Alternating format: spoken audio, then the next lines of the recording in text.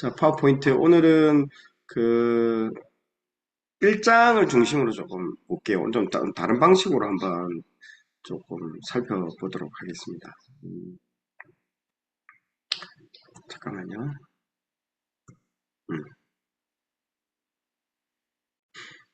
자, 공유가 되셨죠? 예, 자료는 공유가 되신 제가 한번 기도하고 시작하겠습니다. 하나님 감사합니다. 오늘 거룩한 주일 우리에게 하나님을 마음껏 예배 드릴 수 있는 귀한 또 시간을 허락해 주시고 또 하나님을 또 예배 가운데 만나는 또 귀한 또 시간들을 허락해 주셔서 감사합니다. 하나님 말씀이 선포되는 그 예배 가운데 하나님께서 우리에게 하실 말씀들을 또 마음껏 하여 주시고 또 그 말씀에 순종하는 우리들 다 되게 하여 주시옵소서. 또 이 저녁에는 또 말씀을 더 사랑하는 또 분들이 모여서 이 말씀을 또 상고하며 또 하나님께서 읽어 나가는 이 과정 가운데 또 여러 가지 어려운 부분들 또 하나님 풀어서 또 함께 공유하고 나눌 때에 하나님 은혜가 더 깊은 은혜가 또 있게 하여 주셔서 하나님 이 시간이 온전히 하나님께서 홀로 영광 받는 시간 되게 하여 주시옵소서. 감사드리며 예수님 이름으로 기도드렸습니다. 아멘. 예, 사사기 오늘 좀 읽도록 하겠습니다. 그 사사기는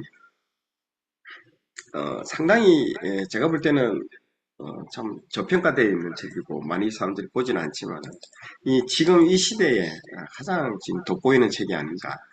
또 그리고 사람이 더 성공할 때는 교만하기 때문에 우리가 얻을 수 있는 건 별로 없습니다. 언제 사람이 크게 성장하느냐? 실패를 통해서 사람이 굉장히 성장을 하거든요. 아브라함을 보시면 아브라함과 다윗을 통해서도 알 수 있죠. 아브라함 구약하면 두 명의 인물이죠. 예, 하나님이 개인과 언약을 맺은 사람은 딱 두 명밖에 없습니다. 아브라함과 다윗. 그래서 이 두 사람이 마태복음 1장 1절에 그 구약 전체를 대표할 때 두 명의 사람을 언급을 하는데 두 명이 나오는 이유가 예, 개인과 언약을 맺었다는 거죠. 그 외에는 다 국가와 이스라엘이라는 그 나라와 언약을 맺지만은요. 하나님이 개인과 언약을 맺은 거는 진짜 딱 두 사람이. 이 사람들한테는 백지수표를 준 거예요. 이거는 뭐 상상을 초월할 상상을 초월하는 그 조건인 거죠. 아브라함에게는 너 뭐 할 필요 없다. 내가 알아서 모든 거 다 하겠다라고. 그 지금 짝사랑 계약이라고 하잖아요. 편무 계약이라고 하고. 그래서 내가 다 이루겠다라는 거죠. 너는 뭐만 하면 된다. 믿기만 하면 된다라는 거죠. 그래서 하늘의 별을 봐라. 그리고 바다의 그 모래를 봐라. 너희 후손을 이렇게 많게 해주겠다라고. 그래서 아브라함이 이를 믿으니 하나님께서 그것을 의로 여기신다라고 그 창세기에 나오고 있습니다. 그래서 그만큼 이게 그 개인에게 맺었던 언약이 나오고 그 다음에 다윗에게도 사무엘하 7장 다윗과 언약을 맺잖아요. 내가 너의 후손을 영원히 있게 하겠다라는 다윗 언약이잖아요. 완전히 이거는 뭐 백지수표를 준 거랑 마찬가지입니다. 그래서 두 사람은 엄청난 그 은혜를 받은 거죠. 그 다윗이 맺었던 언약이 이제 확대 적용되어서 이방인에게까지도 이제 적용이 되고 있는 거죠. 자, 그렇기 때문에 그 유명한 두 사람이 실패를 경험했잖아요. 보면. 뭐, 요셉이나 뭐, 다니엘이나 이런 사람들 거의 실패를 없어요.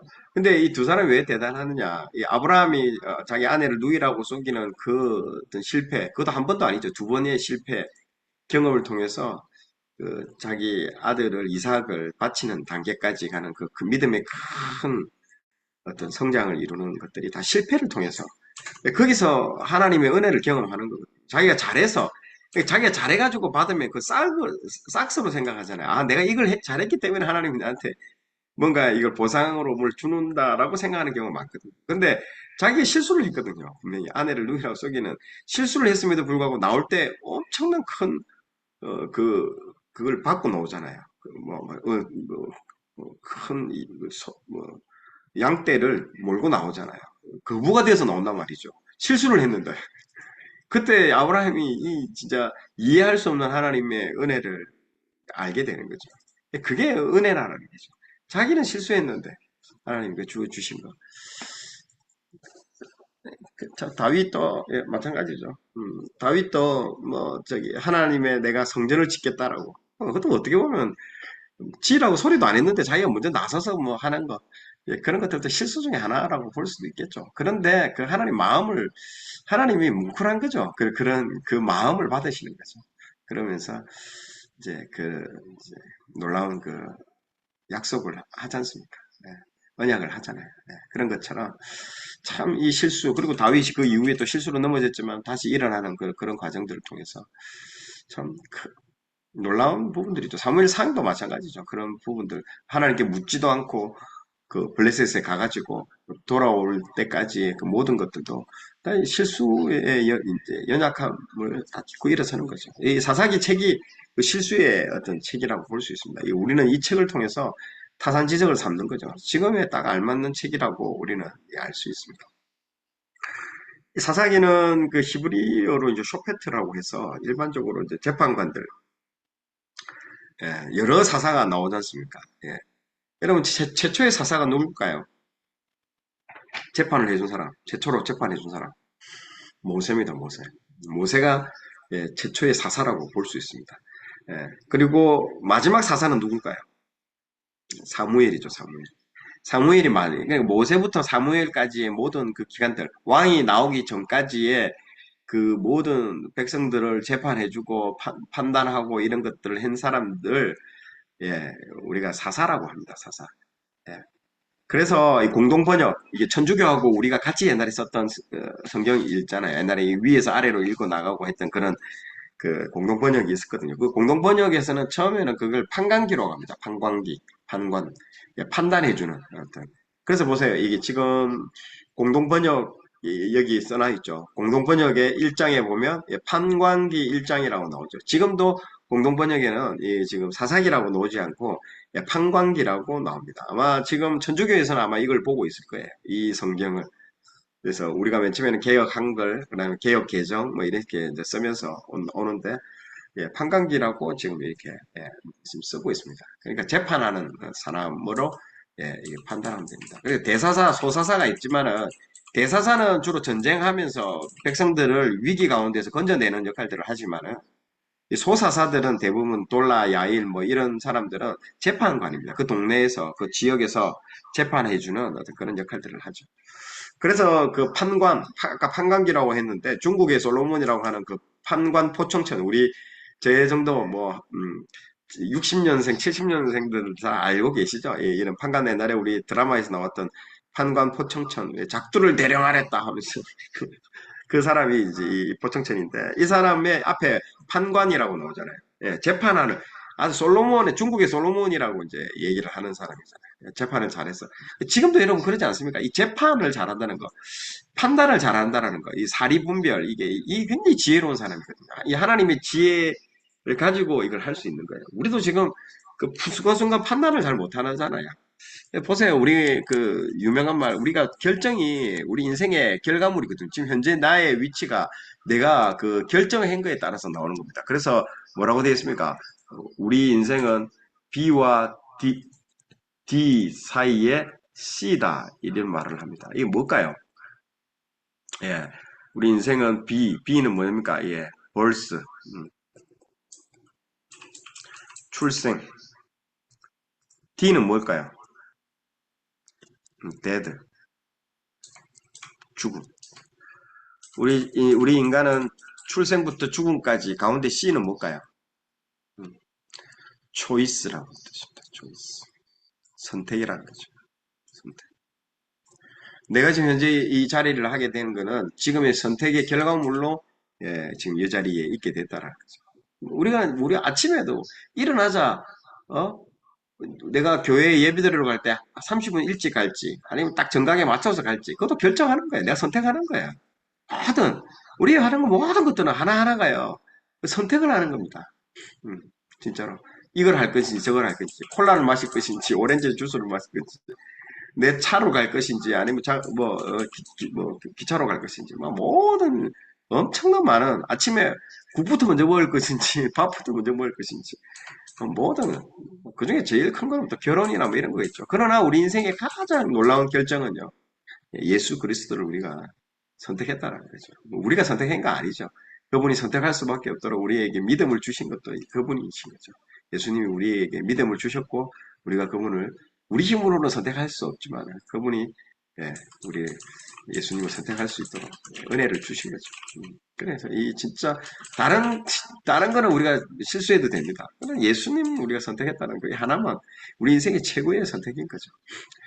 선택을 잘해야 됩니다. 이것도 재판인 거죠. 재판할 때 어떤 결정을 내리고 어떤 선택을 하고 어느 줄에 서야 되고 우리가 어느 라인에 서야 되고 이런 것들이 엄청나게 중요한 역할을 하는 거죠. 자, 여기 보시면 저기 민수기 25장 5절에 보면 이 모세가 왜 이제 최초의 사사냐? 민수기 25장 5절에 보면 한번 볼까요? 민수기 25장 5절에 보면 모세가 이스라엘 사사들에게 이르되 보세요. 사사라고도 나와 있습니다. 이게 개혁 한글이죠. 개혁 한글. 개혁 한글에 보면 예, 사사라고 개혁 개정에는 그렇게 안 나오는데 개혁 한글에는 이 사사라고 예, 이미 민수기 때부터 사사의 어떤 단어들이 여기 나오기 시작합니다. 근데 뭘 했느냐? 저기 모세가 그때 하는 일은 이거밖에 안 하는 거예요. 이 재판한다고 정신이 없는 거예요. 백성들을 데리고 나와서 예, 막 이제 하는데 뭐 그 광야에서도 맨날 싸움이 일어나는 거예요. 양보 안 하거든요. 여러분 한국 사람이나 이스라엘 사람이 닮은 게 절대로 피해 안 봅니다. 자기는 절대로 피해 안 보고 얼마나 소송이 많은지 모릅니다. 막 시시비비를 가려달라고 그러는 거예요. 억울해서 나 못 살겠다 하면서 오는 거예요. 그러면 뭐 모세가 할 일이 그렇게 많은데도 계속 모세한테 시시비비를 가려달라고 오는 사람들이 한두 명이 아닌 거예요. 여러분 300만 명이에요. 300만 명. 이 인원이 엄청난 인원이 거기 갔던 거예요. 그래서 이 지금 거기서 계속 뭘 해달라고 그게 오니까 일을 못 하는 거잖아요. 그래서 옆에 있던 그 장인 이드로 저기 시포라의 그 아버지죠.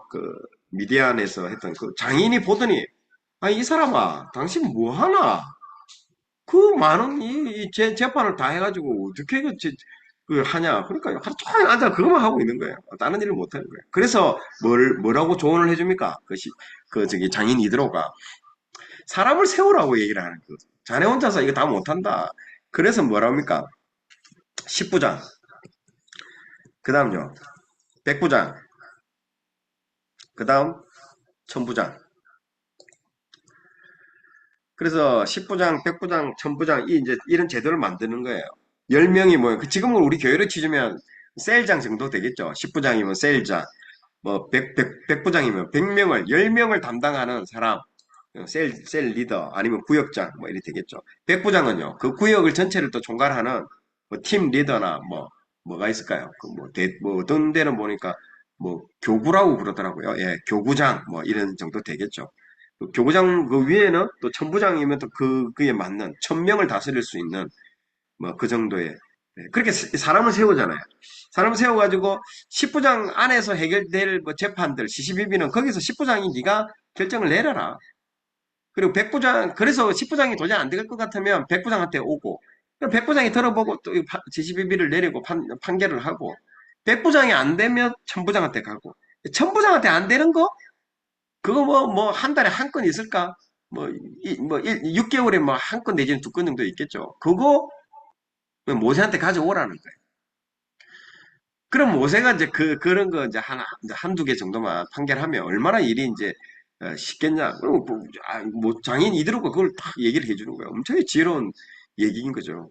그러면서 이제 벗어나게 되는 거죠. 이 업무에 있어서. 그게 그때 시시비비를 갈려주는 사람이 사사라는 거예요. 사사라는 거예요. 그래, 나중에 보면, 민수기 뒤에 보면, 그 여자들 나오잖아요. 누굽니까?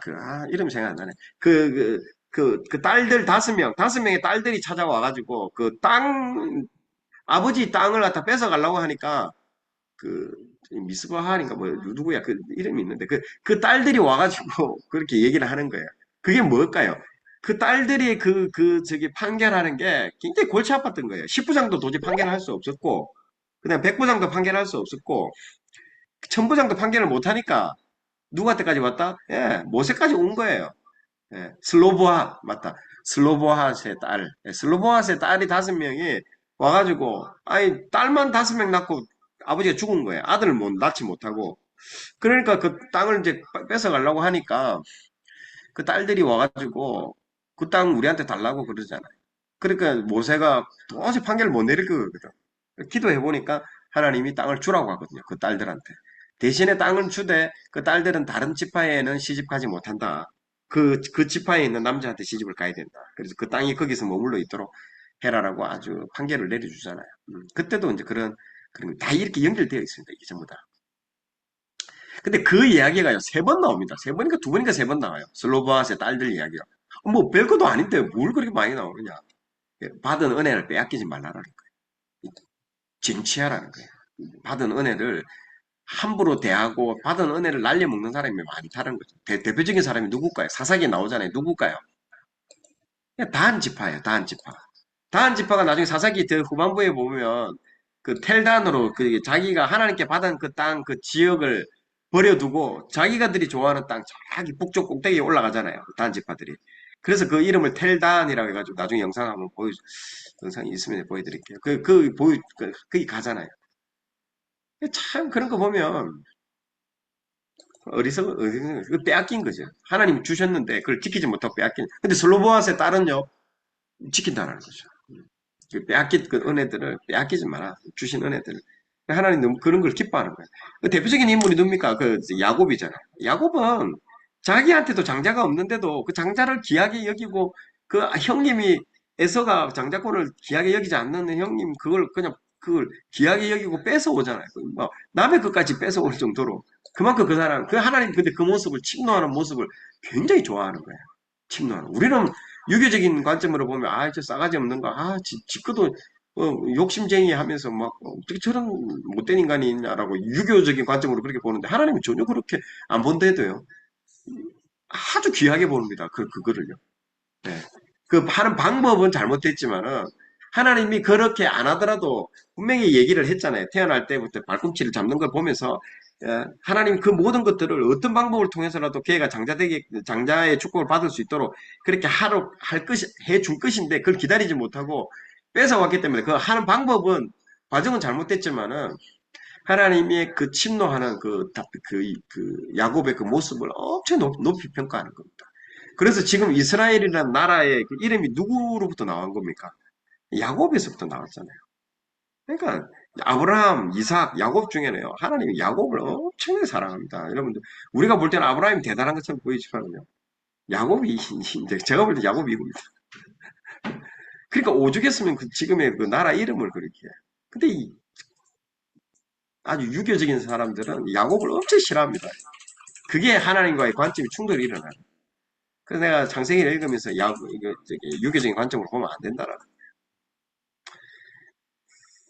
자, 그래서 이 또 한 번 재판이 왜 중요하냐? 솔로몬도 재판으로 유명하잖아요. 그러니까 보세요. 계속 재판. 지금도 우리나라도 그렇잖아요. 다른 데는 다 무너지더라도 하나님의 마지막까지 보루로 여기는 데가 어딥니까? 사법부예요. 억울한 사람이 없도록. 한 명도 억울한 사람이 없도록. 그래서 신약에 가도 또 누가 놓습니까? 그 과부 있잖아요. 불의한 재판관한테 계속 달려와가지고 계속 그 하나님 그 예를 왜 그렇게 들까요? 하나님이 그 재판에 대해서 엄청나게 중요하게 생각해요. 그래서 나중에 우리가 누구한테 재판을 받습니까? 최종 막 파이널에 가서 하나님께 판결을 받는 거예요. 우리 심중에까지 다 들여다보시는 하나님께서 마지막에 우리가 천국과 지옥을 갈 때 판결을 받는 그 재판석에 앉아가지고 탁 하는 거예요. 예수님이 딱 그 모든 것들을 다 판결을 내린대요. 그러니까 이 파이널 마지막은 재판입니다. 재판. 그렇기 때문에 이 재판이 엄청나게 중요하게 생각해요. 그리고 그런 그 내 백성들이 한 명도 억울한 사람이 없도록. 그러니까 이 솔로몬이 다른 거 말고 솔로몬이 1천 문제 드리고 나서 하나님 너무 기뻐가지고 그날 밤에 찾아오잖아요. 내가 니한테 뭐 줄까? 아니 니한테 뭐 줄까? 뭐 줄까? 뭐 줄까? 이렇게 얘기할 때 이런 말 하잖아요. 누가 주의 이 많은 백성을 재판할 수 있사오리까? 내가 많은 이 재판이 복잡하고 어려운 이 재판이 올라오는데 내가 판결을 잘못하면 억울한 백성이 나오면 안 되지 않습니까? 하나님. 이렇게 얘기하는 거예요. 그래서 듣는 마음. 이 듣는 마음이 이게 지혜라는 말이거든요. 지혜를 이 종에게 주사 주의 백성을 재판하게 하여 선악을 분별하게 하옵소서. 솔로몬이 이것을 구하며 그 말씀이 아니, 주의 마음에 든지라. 하나님 마음에 들었다라는 거예요. 하나님의 성품이 이거라는 거예요. 백, 왕의 역할 중에 가장 중요한 역할이 백성들을 불쌍히 여기는 거예요. 긍휼히 여기는 거예요. 그리고 그에 대해서 판결 내릴 때 억울함이 없도록. 우리나라도 옛날에 사또라는 게 제도가 있었잖아요. 사또가 그 고을에 일어나는 모든 재판을 사또가 다 했잖아요. 근데 그런 것들이 각 나라마다 그게 보여지고 있는 거예요. 거기서 억울하게 탕가는 우리들 돈 받고 뭐 판결을 억울하게 막 하고 우리나라도 그렇잖아요. 막 뭐 피해자가 가해자로 바뀌고 가해자가 뭐 이렇게 되면 그건 진짜 나라가 망하는 그게 첫 번째가 그겁니다. 재판이 굳게 되는 거예요. 이게 나라가 이제 끝나는 거예요. 프랑스 보세요. 프랑스 혁명이 왜 일어났습니까? 레미제라블 보세요. 그 빵 하나 훔쳤는데 18년인가 17년 언도 받잖아요. 그게 재판이 무슨 무너졌다라는 거잖아요. 그래서 그 프랑스 혁명이 뒤집어져 버려져요, 안에서. 여러분, 마지막 뒤집어지기 직전에 재판이 잘못 일어나요. 하나님 그거 다 알고 계시네요. 재판은요, 마지막 보루입니다, 마지막 보루. 사법부가 썩는 순간 이제 이거는 끝났다라고 판단하면 돼요. 지금 간당간당 하는 겁니다. 그래서 기도 많이 하셔야 돼요. 여러분. 그래서 이 보세요. 솔로몬이 이런 말을 했을 때 얼마나 감동적입니까? 우리나라도 보세요. 누가 있을까요? 예, 세종대왕이 그렇잖아요. 백성들을 긍휼히 여기잖아요.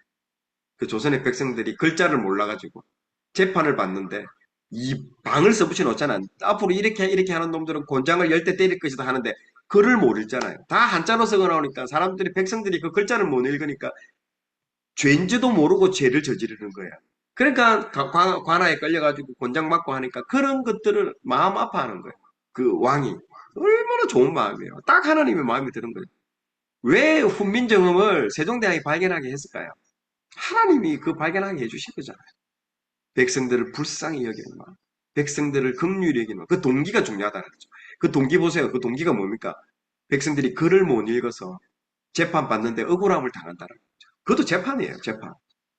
관아에 가서 두들겨 맞고 하는 것들. 재판을 그 받는 거 억울한 거를 불쌍히 여긴다는 거죠.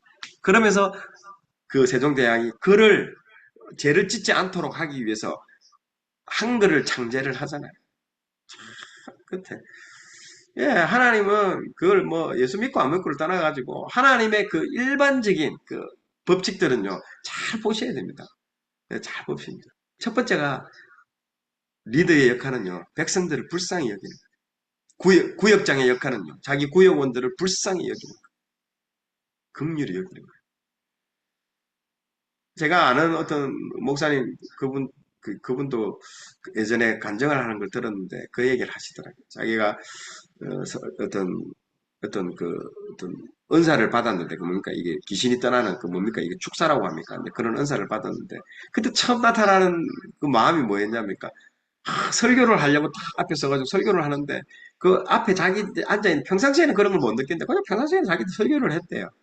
근데 이제 그 은사를 받고 난 이후에 어느 날 설교를 하려고 하는데 자기 설교를 들으려고 앉아있는 그 성도들이 너무너무 불쌍해 보이더래요. 극렬한 마음이 막 쏟아져 나오는 거예요. 너무너무 여기 앉아있는 이 사람들이 너무너무 불쌍해 보이더래요. 그래서 너무 불쌍해지고 이 사람을 위해서 기도해주게 됐다고 머리에 손을 올리는데 갑자기 막 깍깍 하고 막 귀신이 나가는 거예요. 그렇게 시작하는 거예요. 예, 은사를 주시는 거예요. 그의 첫 번째가 그 불쌍히 여기는 거예요. 불쌍히. 그러니까 여러분 기도할 때도 하나님께 먼저 뭘 기도해야 하냐면 하나님 저를 불쌍히 여겨달라고 기도를 하셔야 돼요. 하나님 저를 긍휼히 여겨달라고 저를 불쌍히 여겨달라고 예. 예, 그렇게 처음에 기도를 하셔야 돼요. 그러면 눈물이 난다 해도 실제로 내 자신을 보면 내 자신이 하나님 앞에 이쁨 받을 짓이 뭐가 있겠습니까? 뭘 내가 뭐 한 게 뭐가 있습니까? 그런데 나 같은 놈을 구원해 주신 것도 너무 감사한데 하나님, 그러니까 여러분들 그렇잖아요. 내 자식이 아무리 못된 짓을 하고 사형수 부모도 자기 자식이 그 사형 판결을 받고 그 감옥에 들어가 있는 거 보면 저거 싸다, 저럴 줄 알았다면서 그렇게 생각하는 부모가 어딨겠습니까? 아이고, 저 불쌍한 거. 아이고, 저 불쌍한 거. 부모의 마음은 똑같아도요. 그 사형 판결을 받은 그 감옥 재수도 부모의 마음에 그 자식이 너무 불쌍해 보이는 거예요. 음. 그게 하나님 마음이에요. 불쌍하면 일단 하나님이 우리를 불쌍하게 여기는 순간 게임은 끝나는 거예요. 그 누가 우리를 건드리겠습니까? 아유, 저 불쌍한 것 하면서 그냥 그냥 하나님 다 해주시죠. 네. 우리가요 제일 하나님께 받는 가장 큰 은혜는 하나님이 우리를 긍휼히 여기다. 네. 그게 제일 중요합니다. 네. 뭐 다른 게 뭐 잘났다고 계속 잘난 체하고 하나님께 뭘 해드리려고 하는데요. 뭘 모르고 하는 거예요. 뭘 모르고. 우리가 해가지고 뭘 하나님 뭘 기뻐하시겠습니까? 우리가 하는 거는 그냥 하나님이 우리를 좀 불쌍히 여겨달라고 그 기도하는 게 얼마나 하나님 입장에서 볼 때는 마음이 찡합니까? 그러니까 하나님을 알아야 되는 거야. 하나님 그분이 어떤 분인가를 알면 기도의 전략도 달라지거든. 기도도 어떻게 접근하고 어떻게 시작해야 되고 어떻게 내가 하나님께 다가가야 되는지를 아는 거죠. 하나님, 그러니까 바리새인들 기도 보세요. 하나님 오늘 내가 이거 했고요. 하나님 오늘 내가 이거 했고요. 이거 했고요. 아이고야, 아이고야. 근데 뭡니까? 그 저기 세리들요. 아유, 하나님, 제가 죄인입니다. 저를 불쌍히 여겨달라고. 그 똑같은 거잖아요. 예. 그러니까 하나님 그 기도를 받으시고. 참, 신앙생활을 모르는 거예요, 아직도. 아직도 뭐, 신앙이 뭔지를, 모르다고 해. 모르는 거죠. 모르는 거죠. 자, 그래서 여기 재판할 때 이 재판이라는 판자를 보세요. 이거 한자에 판자, 반반자에 칼도자라고 되어 있잖아요. 예. 칼로 반을 쪼갠다라는 말이거든요. 이게 솔로몬의 재판에 진짜 엄마를 찾아라 그 재판이잖아요. 그럴 때 솔로몬이 다른 판결을 내리지 않고 모성애를 건드린 거잖아요. 모성애를.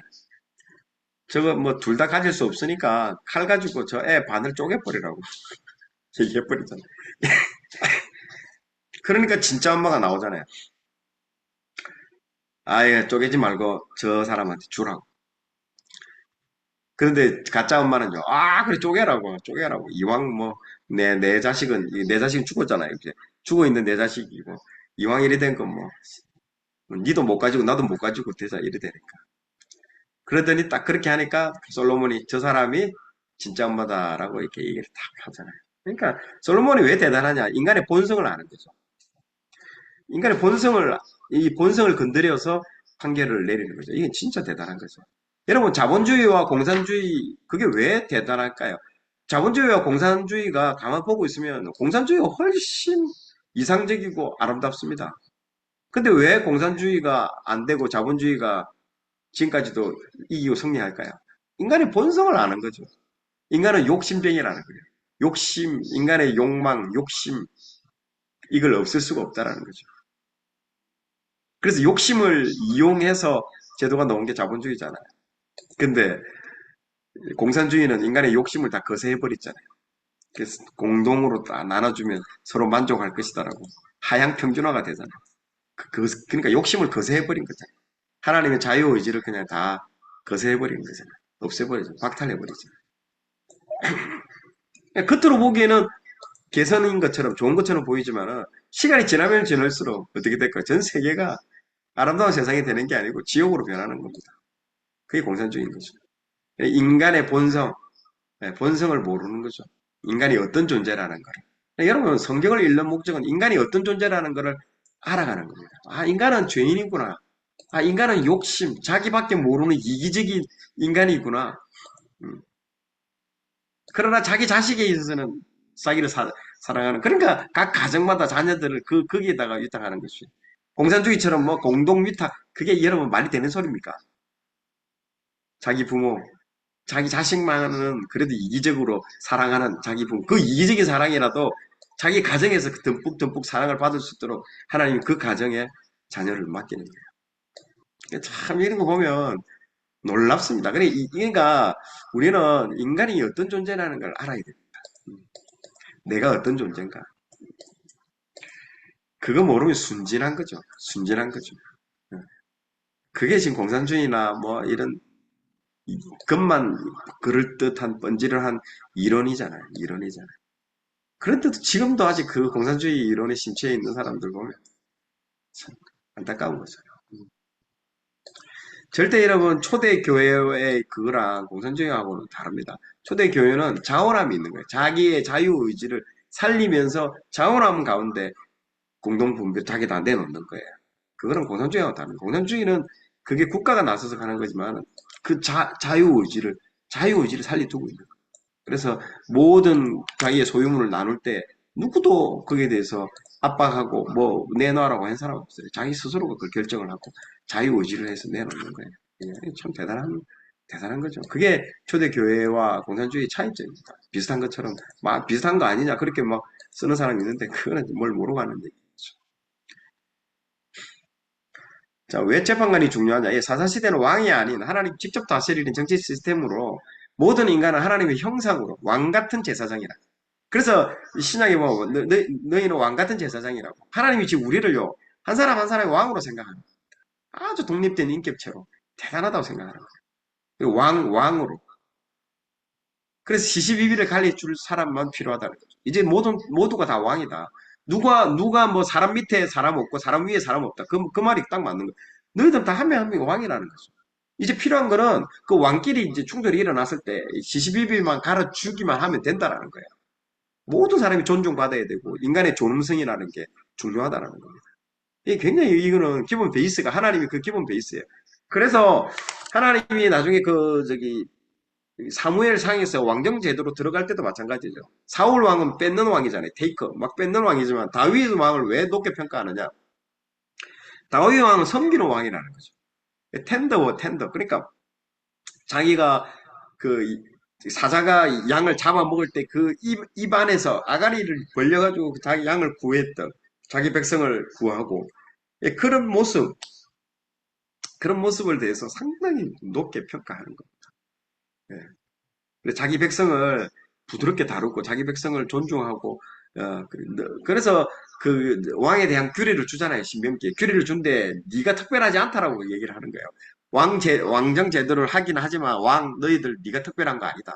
너도 똑같은 그들 중에 원 오브 댐이다라고 얘기를 하는 거예요.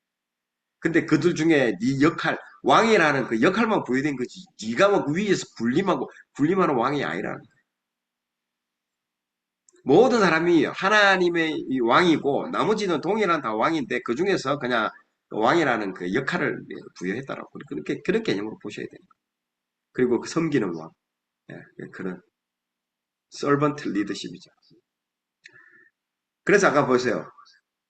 두 가지 역할을 주는데 하나는 백성 보호, 외부로부터 적이 쳐들어왔을 때 백성들을 그 외부의 적으로부터 보호하고 지키는 것. 다윗이 그런 역할들이 있었잖아요.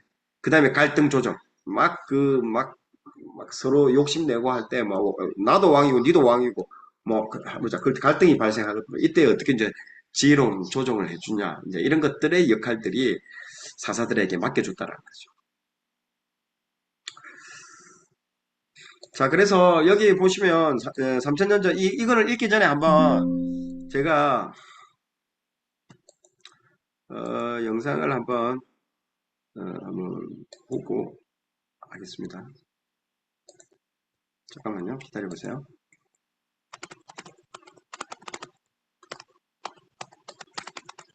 사사기 1장만 한번 읽어보도록 하겠습니다. 잠깐만요. 무슨 화면이 고정된다. 이제는 괜찮죠? 예, 예, 잠깐만요. 예, 자, 화면 공동체 성경 읽기를 한번 읽겠습니다.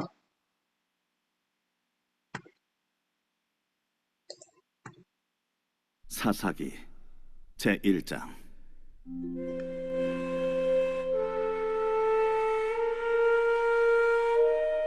여호수아가 죽은 후에 이스라엘 자손이 여호와께 여쭈어 이르되, 우리 가운데 누가 먼저 올라가서 가나안 족속과 싸우리이까? 여호와께서 이르시되, 유다가 올라갈지니라. 보라, 내가 이 땅을 그의 손에 넘겨 주었노라. 자, 보세요. 여기 보시면 1장부터 이 사사기가 1장이 왜 대단하냐면 여호수아가 죽은 후에라고 딱 나오잖아요. 여호수아가 죽은 후에. 이게 처음부터 이제 한 세대가 죽고 이제 여호수아가 죽고 한 세대가 죽고 새로운 시대가 이제 사사 시대가 새로 시작됐다는 걸 사막을 알리고 이스라엘 자손이 여호와께 여쭈어 이르되. 이 장면이 아주 중요한 포인트입니다. 이 1장은 아직까지 이스라엘 백성들이 하나님을 잘 알고 또 하나님께 어떤 사건이 발생할 때마다 하나님을 왕으로 인정하면서 물어보는 거예요. 다윗이 여호와께 여쭈어대 뭐 이런 게 나오는 것처럼 여쭈었다는 자체, 보세요. 이스라엘 자손이 여호와께 여쭈었다는 것은 아직까지 지금은 여호수아의 그 죽은 직후에는 그래도 사람들이 하나님을 경외하는 사람들이 많이 있었다는 거죠. 그러면서 물어보는 거예요. 가나안 족속과 이제 싸우는 장면이 나오는데 여호수아 때 다 모든 것 다 정복하지 않았습니까? 라고 물어볼 수 있잖아. 아니라는 거예요. 큰 어떤 지점들은 다 거점을 확보했습니다. 그럼 예를 들어서 이런 거예요. 서울 탈환했고, 대전 탈환했고, 광주 탈환했고, 대전 부산 탈환했고, 뭡니까 포항, 대구 이런 거 다 탈환했지만은 그러나 서울이지만 서울 안에도 이제 저 안에까지 들어가면 다 탈환 못한 거죠. 그런 부분들은. 그 깊이 들어가면 광주 있으면 저기 완도라든지 저런 섬 안에는 모르잖아요. 그런 섬을 이제 하나씩 정복해 나가야 되는 거예요. 그걸 하나님이 이제 허락을 이제 주신 거예요. 이제부터 사사기에는 그걸 이제 정복해 나가는 거죠. 그래서 이제 1장에서 이제 누가 먼저 올라가서 싸우니까 가나안 족속과 가나안이 싸움을 이제 제일 잘하는 족속, 아모리하고 가나안이 제일 싸움을 잘했어요. 그래서 이제 가장 선봉 지파, 유다 지파가 올라가라고. 이제 하나님 누가 올라갈까요? 유다가 올라가라고 얘기를 하거든요. 께서 이르시되 유다가 올라갈지니라. 보라, 내가 이 땅을 그의 손에 넘겨 주었노라. 유다가 그의 형제 시므온에게 이르되 내가 제비 뽑아 얻은 땅에 나와 함께 올라가서 가나안 족속과 싸우자. 자, 이 시몬하고 붙는 거죠. 이게 유다가, 자, 보세요. 나중에 좀 있으면 알려주겠지만은, 시몬이 여러분, 나중에는 멸문을 당하는 지파입니다. 시몬은 나중에 없어집니다. 왜 없어질까요? 뭘 잘못했을까요? 시몬이. 민수기 때 막판에 큰 실수를 저지릅니다. 그 성전 제의에 참여하잖아요. 거기 바알볼에 거기에 가가지고 저기 이방 신전에 가가지고 신전제 여자들하고 막 음란한 행위하고 그때 비누아스가 창을 들고 와가지고 그 시몬의 족장 아들인 시므리의 그걸 관통을 해버리잖아요. 그게 굉장히 중요합니다. 그래가지고 시몬 지파는 완전히 거기서 완전히 이제 저주받아가지고 이제 끈딱 나는 거고 그 창을 들고 왔던 그 레위 지파, 아까 이름이 뭐랬죠? 안 돼. 방금 말해놓고 이름 저기 레위 지파 누굽니까? 좀 아는 사람 좀 이름 좀 얘기해 주세요. 그 창을 들고 와가지고 얘기했다. 내가 비나스 그래, 비나스. 이거야. 지금 나이가 들어서 그런지 이게 지금 가물가물합니다. 비나스가 그 창을 깨뚫어 버렸잖아요. 그러면서 레위 지파는 그때부터 살아나는 거예요. 레위 지파는 완전히 이스라엘의 핵심 지파가 되고 시몬 지파는 그 이후로 완전히 지리멸렬하는 거예요. 왜냐하면 시몬과 레위가 사고 옛날에 또 하면 예전에 사고 쳤잖아요. 누굽니까? 딸 디나가 강간했을 때에 강간 사건이 일어났을 때에 이 두 명이 가가지고 그 족속을 다 죽여버리잖아요. 아버지의 간담을 서늘하게 한 거예요. 그 전체가 그 집안 전체가 그냥 멸문지화를 당할 위기를 이 두 명이 사고를 치잖아요. 레위하고 이 시몬이. 그래가지고 두 명 다 완전히 아버지로부터 저주를 받았단 말이죠. 근데 저주 받았는데 시몬은 끝까지 저주 받으면서 완전히 이제 나중에 끝장나는 거고 레위는 저주를 받았지만은 아까 비누아스 때문에 다시 완전히 극적으로 살아나는 완전히 그러니까 여러분 한 번 실수했다고 끝나는 게 아니에요. 하나님 또 한 번 기회를 주시는 거예요. 계속 기회를 주시는 거예요. 그때 자기 집안을 일으키는 그런 놀라운 역할을 비누아스를 통해서 하는 거죠. 그때 이때 이제 시몬이 나오는 거죠. 시몬이 나중에 이제 나중에 좀 이따 따로 설명할게요. 하여튼 시몬하고 유다가 같이 합니다. 그러나 시몬 지파 나중에 사라집니다. 유다가 시몬 지파를 합병해버린다. 그리고 시몬 지파는 영원히 사라지고 나오지 않습니다. 그리하면 나도 내가 제비 뽑아 얻은 땅에 함께 가리라. 이에 시므온이 그와 함께 가니라. 유다가 올라가매 여호와께서 가나안 족속과 브리스 족속을 그들의 손에 넘겨주시니 그들이 베색에서 10,000명을 죽이고 또 베색에서 아도니 베색을 만나 그와 싸워서 가나안 족속과 브리스 족속을 죽이니 아도니 베색이 도망하는지라 그를 쫓아가서 잡아 그의 엄지손가락과 엄지발가락을 자르매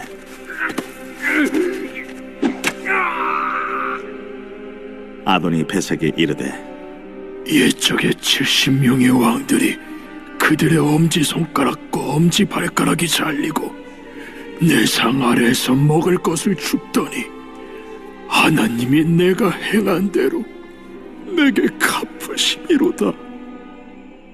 무리가 그를 끌고 예루살렘에 이르렀더니 그가 거기서 죽었더라.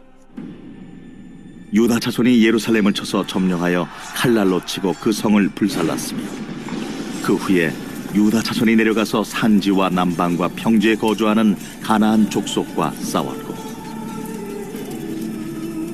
유다가 또 가서 헤브론에 거주하는 가나안 족속을 쳐서 세세와 아히만과 달메를 죽였더라.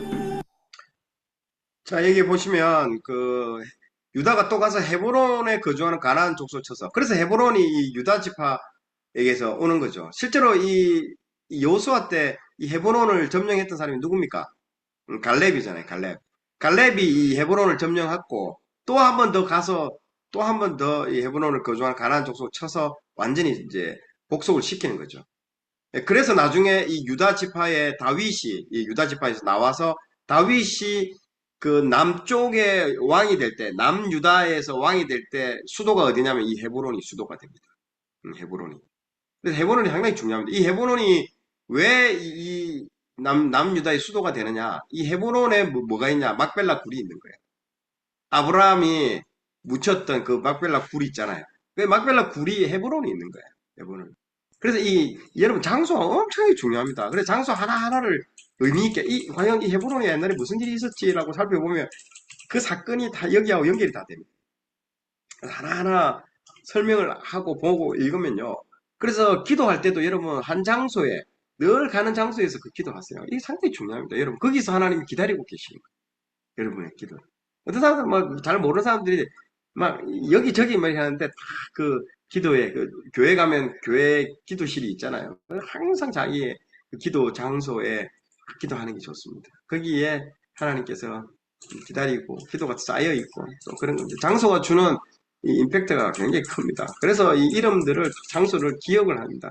거기서 헤브론에서 하나님과 아브라함이 뜨겁게 교제했던 그 헤브론이 다윗과 하나님이 교제하는 장소로 또 연결이 되는 거예요. 계속 그렇게 하나님과 뜨겁게 교제했던 그 장소가 그 후손을 통해서 또 뜨겁게 교제하는 그 장소로서 또 이렇게 되고 있습니다. 가나안 족속을 쳐서 세세와 아히만과 달메를 죽였더라. 헤브론의 본 이름은 기럇 아르바였더라. 거기서 나아가서 드빌의 주민들을 쳤으니 드빌의 본 이름은 기럇 세벨이라. 갈렙이 말하기를 기럇 세벨을 쳐서 그것을 점령하는 자에게는 내 딸 락사를 아내로 주리라. 갈렙의 아우 그나스의 아들인 온니엘이 그것을 점령하였으므로 갈렙이 그의 딸 악사를 그에게 아내로 주었더라. 악사가 출가할 때에 그에게 청하여 자기 아버지에게 밭을 구하자 하고 나귀에서 내리매 갈렙이 묻되 내가 무엇을 원하느냐? 내게 복을 주소서. 아버지께서 나를 남방으로 보내시니 샘물도 내게 주소서. 하매 갈렙이 윗샘과 아랫샘을 그에게 주었더라. 모세 장인은 겐 사람이라 그의 자손이 유다 자손과 함께 종려나무 성읍에서 올라가서 아란 남방의 유다 황무지에 이르러 그 백성 중에 거주하니라. 유다가 그의 형제 시므온과 함께 가서 스밧에 거주하는 가나안 족속을 쳐서 그곳을 진멸하였으므로 그 성읍의 이름을 호르마라 하니라. 유다가 또 가사 및 그 지역과 아스글론 및 그 지역과 에그론 및 그 지역을 점령하였고 여호와께서 유다와 함께 계셨으므로 그가 산지 주민을 쫓아내었으나 골짜기의 주민들은 철병거가 있으므로 그들을 쫓아내지 못하였으며 그들이 모세가 명령한 대로 헤브론을 갈렙에게 주었더니 그가 거기서 아낙의 세 아들을 쫓아내었고 베냐민 자손은 예루살렘에 거주하는 여부스 족속을 쫓아내지 못하였으므로 여부스 족속이 베냐민 자손과 함께 오늘까지 예루살렘에 거주하니라. 요셉 가문도 베델을 치러 올라가니 여호와께서 그와 함께 하시니라. 요셉 가문이 베델을 정탐하게 하였는데 그 성읍의 본 이름은 루스라. 정탐꾼들이 그 성읍에서 한 사람이 나오는 것을 보고 그에게 이르되 청하노니 이 성읍의 입구를 우리에게 보이라. 그리하면 우리가 네게 선대하리라. 그 사람이 성읍의 입구를 가리킨지라. 이에 그들이 칼날로 그 성읍을 쳤으되 오직 그 사람과 그의 가족을 놓아 보내매 그 사람이 햇사람들의 땅에 가서 성읍을 건축하고 그곳의 이름을 루스라 하였더니 오늘까지 그곳의 이름이 되니라. 므낫세가 베스안과 그에 딸린 마을들의 주민과 다안악과 그에 딸린 마을들의 주민과 돌과 그에 딸린 마을들의 주민과 이블라함과 그에 딸린 마을들의 주민과 무기또와 그에 딸린 마을들의 주민들을 쫓아내지 못하며 가나안 족속이 결심하고 그 땅에 거주하였더니 이스라엘이 강성한 후에야 가나안 족속에게 노역을 시켰고 다 쫓아내지 아니하였더라. 에브라임이 게셀에 거주하는 가나안 족속을 쫓아내지 못하며 자, 에브라임이 지금 여기 어디에 있습니까? 여기 있잖아요. 여기가 에브라임이 있는 장소인데 에브라임이 여기가 여호수아가 이 땅을 자기 지파로서 배분을 받게 되고 여기 있는데 여기가 북이스라엘의 수도입니다. 수도. 남쪽은 남유다는 헤브론이 수도고 에브라임은 북쪽에서 수도입니다. 수도가 어디에 그때 당시에는 실로라고 들어보셨죠? 실로. 사무엘 상할 때 사무엘이 실로에서 뭐 할 때 그 실로예요. 실로가 그 에브라임 지파에서 나옵니다. 그래서 사무엘상 1장 1절에 보면 에브라임 산지에 사는 막 이렇게 나올 거예요. 그때 에브라임 산지가 여기를 얘기를 하는 거예요. 여기를. 자, 그래서 에브라임 산지에서 게셀에 거주하는 가나안 족속을 쫓아내지 못했다고 되어 있잖아요. 예, 여기가 헤드쿼터입니다. 헤드쿼터 에브라임 지파. 여기가 여호수아 지파이기 때문에. 가나안 족속이 게셀에서 그들 중에 거주하였더라. 스불론은 기드론 주민과 나할롤 주민을 쫓아내지 못하였으므로 가나안 족속이 그들 중에 거주하면서 노역을 하였더라. 아셀이 악고 주민과 시돈 주민과 알랍과 악십과 헬바와 아빅과 르홉 주민을 쫓아내지 못하고 아셀 족속이 그 땅의 주민 가나안 족속 가운데 거주하였으니 이는 그들을 쫓아내지 못함이었더라. 납달리는 베세메스 주민과 베다낫 주민을 쫓아내지 못하고 그 땅의 주민 가나안 족속 가운데 거주하였으나 베세메스와 베다낫 주민들이 그들에게 노역을 하였더라. 아모리 족속이 단자손을 산지로 몰아넣고 골짜기에 내려오기를 용납하지 아니. 자, 여기서 보세요. 이 단 지파가 여기 있다는 거죠. 지금 여기 잘 보세요. 이 단 지파가 여기 있는데 이 단 지파 바로 밑에가 어디냐면 그 골리앗의 고향 어디입니까? 블레셋이죠. 블레셋. 여기 단 바로 밑에가 왼쪽 측면, 왼쪽 끝부분이 그렇게 돼 있는 거예요. 그래서 이 블레셋 사람들이 워낙 싸움을 잘하고 키가 완전 완전 골리앗처럼 크니까 다음 지파 애들한테 지역에 가가지고 매를 두들겨 패는 거예요. 그래서 나중에 삼손이 다음 지파예요. 삼손이 다음 지파에서 나온 거예요. 그래 다음 지파가 견디다 못해가지고 위쪽으로 저 올라가 버리잖아요. 그래서 텔단이라 해가지고 저 위에다가 이렇게 얘기를 하는 거죠. 그래서 아까 보세요. 여기 34절에 단 자손을 산지로 몰아넣고 골짜기에 내려오기를 용납하지 않는 거예요. 못 내려오는 거예요. 두들겨 맞고 이러니까. 여기서 1장에 모든 정보들이 다 들어가 있습니다, 여러분. 그리고 시므온 지파도 보세요. 유다 지파 밑에 되어 있잖아요. 이게 나중에 유다 지파로 다 흡수 통합되어 버립니다. 시므온도 이게 하였으며 결심하고 헤레스 산과 아얄론과 사알빔에 거주하였더니 요셉의 가문의 힘이 강성함에 아모리 족속이 마침내는 노역을 하였으며 아모리 족속의 경계는 아그라빔 비탈의 바위부터 위쪽이었더라. 아멘. 자, 우리 제2장. 제 2장 하나 해도 됩니다. 예. 자, 여기서 보시면 잠깐만요. 1장을 내가 왜 이렇게 하냐면 1장이 모든 정보들을 다 담고 있습니다. 그래서 1장이 우리가 상당히 의미 있게 봐야 됩니다. 1장 천천히 읽으면서 1장에서 말하고자 하는 것들을 반드시 파악을 해야 됩니다. 자, 그래서 지금 이스라엘이 여기 쭉 12지파로 나눠졌고 지금 이게 이스라엘 12지파로 나눴던 이게 지금 미국의 어떤 지금 그 정치 시스템과 흡사합니다. 그래서 미국의 정치 시스템이 이런 데서 다 차용을 해서 가져온 거죠. 그래서 이 50개 주 정부가 있고, 그 다음에 연방 정부가 있는 거죠. 그래서 이 연방 정부의 대통령이 트럼프 대통령입니다. 그리고 각 주는 주지사가 거의 왕처럼 저기 활동을 하는 겁니다. 음, 음. 그런 것처럼 여기도 각 지역마다 12지파가 있지만은 이렇게 되어 있는 거죠. 그래서 단지파가 이렇게 되어 있고, 여기 보면 그 라이스라고 나와 있죠. 여기 위에 보세요. 라이스라고 되어 있죠. 여기. 제가 지금 동그라미 칠한데. 그래서 단지파가 여기서 도저히 못 견뎌가지고 이렇게 올라가가지고 예리로 올라가 버린 거예요. 여기를 라이스라고 되는데 여기를 텔단이라고 하는 거예요.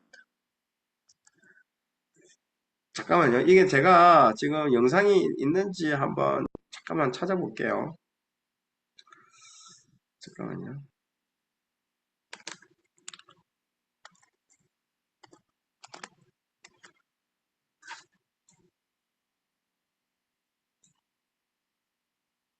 있는데, 너무 영상이 다 기네요, 이렇게. 그래서, 네, 제가 가지고 있는 게 있는데, 한번 보세요. 그래, 짧게만 한번. 안녕하세요. 저는 한강이 한역으로 텔단에 왔습니다. 역사의 땅 이스라엘 텔단. 코로나19로 이동이 제한되어 많이 답답할 때 이스라엘에서 이 답답함을 해소할 수 있는 시원한 느낌이 있는 장소라면 텔단 대표입니다. 안녕하세요. 저는 성지순 대표입니다. 저는 지금 요단강이 아주 많이 흐르고 있는 텔단에 왔습니다. 역사의 땅 이스라엘 텔단.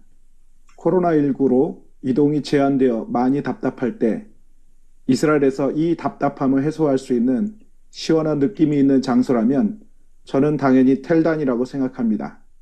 그래서 이번에는 멀리 이스라엘의 최북단에 위치한 텔단으로 이동하도록 하겠습니다.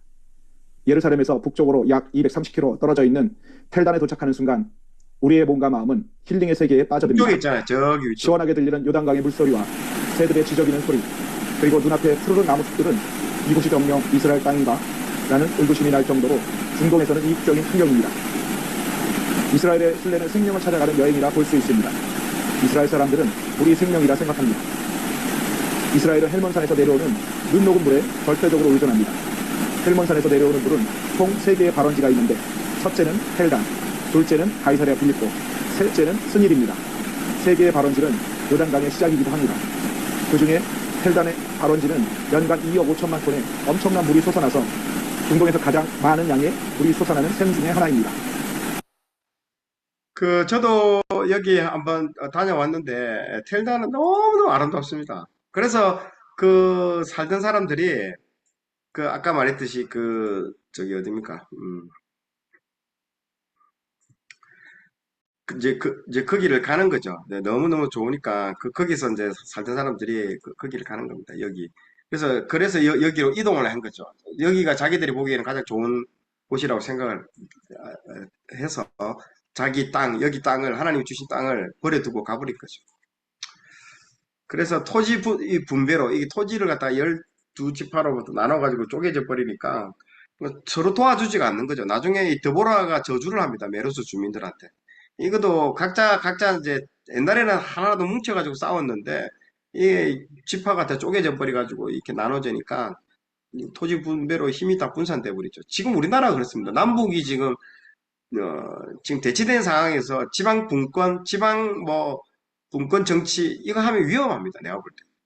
앞으로 나중에 지방이 진짜로 미국처럼 그렇게 돼보세요. 속초 쪽으로 뭐 무장공비, 뭐 배가 내려와가지고 그거를 막 공격하는데, 도와주세요 하는데 서울에서는 모르겠고, 너가 그쪽이니까 너가 알아서 해결하세요. 이래 될 가능성이 있습니다. 그래서 상당히 이게 지방 분권 이것들은 아직 우리나라처럼 이렇게 남북이 대치된 상황에서는 상당히 위험한 부분이죠. 지금이 그런 이스라엘 12지파로 토지 분배로서 분산되고 나니까 그런 일들이 일어나죠. 대사사, 소사사인데, 대사사는 아까 얘기한 것처럼, 진짜 기드온이라든지, 삼손이라든지, 전쟁을 하던, 드보라, 뭐 이런 사람들이고, 소사사는 돌라, 야일, 입산, 엘론, 이러면서 사법적인 진짜 역할을 했던 사람. 대사사는 나중에 선지자로 개성이 됐고요. 소사사는 왕으로 이제 개성이 되는 저는 그런 개념으로 이렇게 보시면 됩니다. 자, 그래서 이 사사기의 배경은 제사장 나라를 향한 유형 국가로서 뭔가 하나님께서 그 결과물을 막 기대를 했습니다. 뭐 이렇게 국민들도 만들어주고 여호수아를 통해서 영토도 주고 레위기를 통해서 주권도 주고 율법으로서 다스리는 거 다 줬는데 이제 나라다운 어떤 그런 오퍼레이팅을 통해서 나라가 잘 이제 굴러가야 되는데 굴러가지가 않는 거죠. 여기서 이제 문제가 발생하는 거죠. 그리고 그 땅 거민을 쫓아내지 않는다. 아까 우리 1장을 봤을 때 유다 지파만 겨우 땅을 정복하고 거기 있는 사람들을 노예로 부리고 이렇게 했지만 나머지 족속들은 거의 그 땅을 갖다가 정복하지 못하고 오히려 그 사람들하고 동화되어 가지고 함께 살아가는 거죠. 그리고 진짜 그래 됩니다. 만약에 우리 가족이 사투리를 쓰게 되면 자녀들은 사투리를 쓸까요? 표준말을 쓸까요? 사투리를 강한 것으로 동화가 되게 수밖에 없습니다. 악화가 양화를 구축할 수밖에 없는 거죠. 그래서 강한 것이 모두 다 장악하게 되어 있습니다. 그래서 시간이 지나면 지날수록 왜 세상이 악해집니까? 그렇게 되는 거죠. 그래서 여호수아의 미정복 지역, 그러니까 여기 동그라미 칠한 데가 여호수아가 정복하지 못한 지역입니다. 아까 1장에서 그 얘기를 좀 했던 거예요. 이쪽하고 이쪽 총 네 군데를 쭉 얘기하면서 이곳은 정복하지 못했다라고 이제 얘기를 하고 있습니다. 그만큼 여기에 사는 애들이 강한 애들입니다. 강한 애들. 그러니까 단 지파 보세요. 이 동그라미 정복하지 못했던 이 강한 지파 그 사이에 딱 들어가 있는 거예요. 우리나라하고 똑같아요, 이 단. 그래서 옛날에 어떤 사람은 뭐 단 지파가 단군이라 해가지고 우리나라 이 선조 아니니까 뭐 그런 얘기하는 사람들도 있었어요. 이 보세요. 우리나라가 소련, 중국, 밑에 일본에 다 둘러싸여 있는 우리나라 형국처럼 이 단 지파도 보세요. 여기, 이 블레셋하고 여기 베냐민에 살던 이 강한 민족들하고 이 에브라임에 여기에 둘러싸여가지고 삼각 트라이앵글 안에 둘러싸여 있는 거잖아요. 단 지파. 그래서 아이고 못 견딘다 해가지고 여기 올라가 버린 거잖아요. 여기서. 그래서 여기에 땅을 짓고 살잖아요. 나중에 요한계시록에 가보면 지파들 이름이 나오는데 그때 거기에 단 지파가 빠져 있습니다. 하나님께 인정받지 못하고 사라져 버립니다. 자기 땅을 버리고 하나님이 거기 개척하면서 그 땅을 정복하라고 했는데 자기들은 자기 눈에 좋은 땅으로 그냥 가버린 거죠. 불순종이잖아요. 그리고 여호수아 세대의 목격자들의 그런 거죠. 다른 세대라고 되어 있잖아요. 다음 세대가 아니고 그 후에 일어난 다른 세대. 여호와를 알지 못하며 행하신 일도 알지 못하더라. 이런 식으로 나오게 되죠. 그래서 이게 하나님을 망각하게 될 때에 그들이 여호와의 목전에 악을 행하며라는 이 단어가 계속 나오는 겁니다. 3장 7절, 4장 1절, 6장 1절 막 계속 나오는 거예요. 그러면서 이제 그런 얘기가 나오죠. 12개의 사사 이야기와 2개의 야사 이야기가 나옵니다. 그래서 어려운 이유는요. 결론이 뒤에가 있습니다.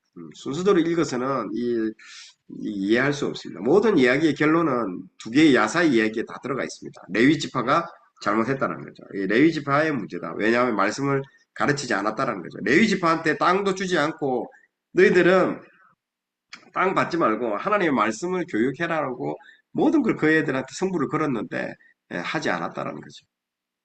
그리고 고발 형태의 문학의 구조가 되어 있습니다. 숨기고 있어서 이제 이런 것들에 대해서 쭉 얘기를 하고 있습니다. 말하려는 의도를 의도적으로 감추고 있다는 거죠. 자, 그래서 1장부터 2장은 시대적 배경, 지금, 아까 1장을 읽으면서 느낌이, 유다 지파 말고는 지금 질이 멸렬하다는 게 느낌이 오잖아요. 뭔가 그 땅 주민들하고, 여기서부터 뭔가 좀 이상하게 좀 흘러가겠구나라는 것들이 1장을 읽으면서 느낌이 옵니다. 그래서 1장이 중요하다는 거죠. 모든 책은 1장을 천천히 읽으면서 그 사전 정보들을 빨리 파악을 하고 해야 되는 거예요. 머릿속에 쫙 잡아 넣고 2장부터 이 1장을 근거로 해서 뭔가 이 이야기들이 전개되어 나가는 거죠. 그리고 3장부터 16장까지가 이제 12사사의 이야기들이 쭉 이어지고 마지막 그 17장, 18장에서 2개의 야사가 나오면서 레위 지파들이 문제였다. 레위 지파들이 하나님의 말씀을 교육하지 않았다라는 것에서 결론을 이렇게 내게 됩니다. 그래서 단순 반복이 아니라 하강곡선을 걸어 나가는 겁니다. 그래서 처음에는 그래도 조금 잘 하다가 이 조그맣게 내려가다가 나중에 어딥니까? 저기, 음, 기도원 이후부터는요, 팍 꺾여버립니다. 팍 꺾여버려요. 급격한 하강 곡선을 그리면서 이제 나라가 망하는 쪽으로 가는 거죠. 그래서 아까 얘기처럼 하나님을 배신하고 하나님이 심판하면 아유 하나님 살려주세요 회개하고 네 번째 회개하면 또 하나님이 그 구원해주고 구원해주고 좀 조금 이제 숨 좀 돌리고 살만하면 또 하나님 배신하고 또 하나님 심판하면 회개하고 이게 우리 인생하고 똑같이 예, 사사기 구조가 이렇게 되는 거죠. 사사기는 정말 왕인 시대 정말 말씀이 왕인 시대를 살아가는데 하나님이 왕이라는 제도 없이 말씀으로만 다스리는데 그때 하나님이 사람들이 하나님 말씀 두기를 싫어하는 거죠. 지금하고 똑같지 않습니까? 레위 지파가 그 역할을 했더라면 좀 잘했을 텐데 레위 지파도 타락하고 붕괴됐다는 것들을 말해주죠. 그래서 레위의 역할이 다른 사람이 아니고 가정에서 부모님들이 레위입니다. 자녀들한테 말씀을 가르치는 게 이 레위의 역할이고 교회에서는 말씀으로 목사님이 말씀으로 그 지역을 다 해. 그래서 각 동네마다 교회가 있잖아요. 각 동네마다 왜 교회가 있습니까? 그 땅을 그 지역을 책임지라는 거예요. 말씀으로. 교회가 무너진다는 것은 그 지역이 영적으로 타락이 된다는 거예요. 그래서 아까 프랑스 혁명이 왜 일어났느냐? 프랑스 교회들이 다 타락했다는 거예요. 프랑스 교회가 다 타락해버리기 때문에 프랑스 교회와 프랑스 그 사역자들, 목사들이 성직자들이 다 타락했다는 거죠.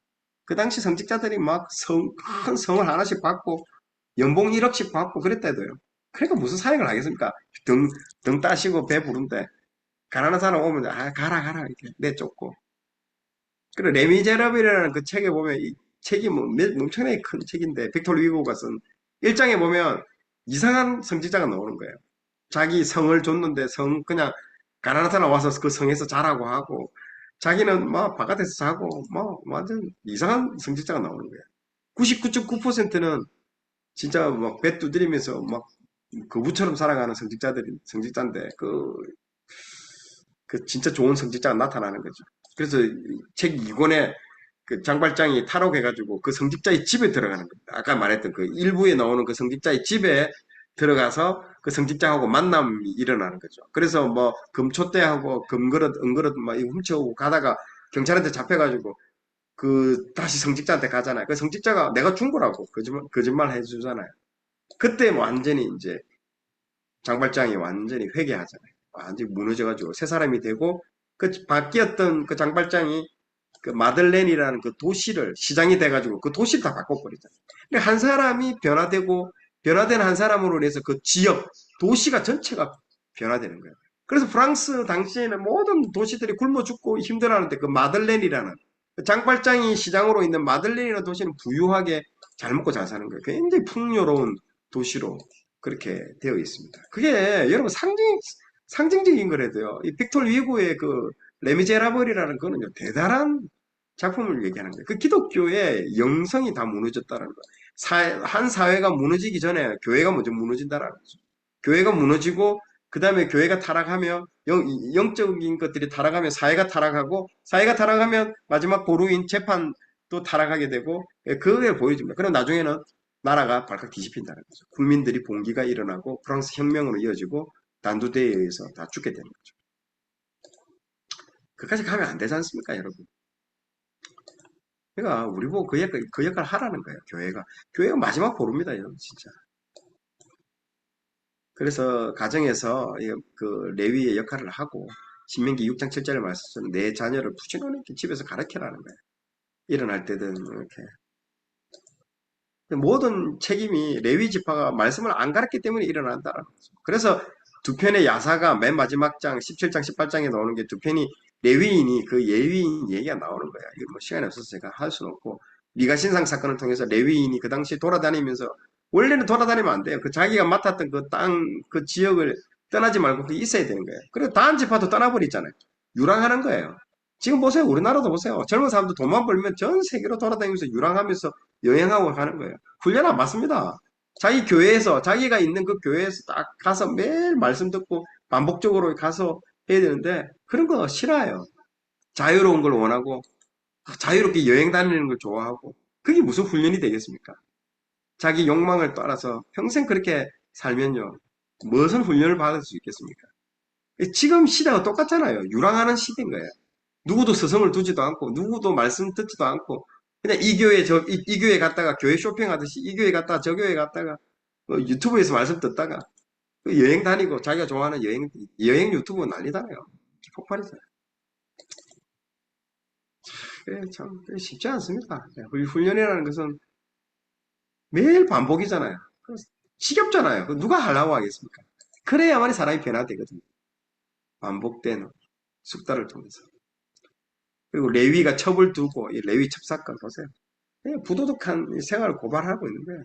도덕적인 타락. 그러면서 아까 보세요. 여기 단이라고 여기 넣어줘요. 여기 위에 있잖아요. 단.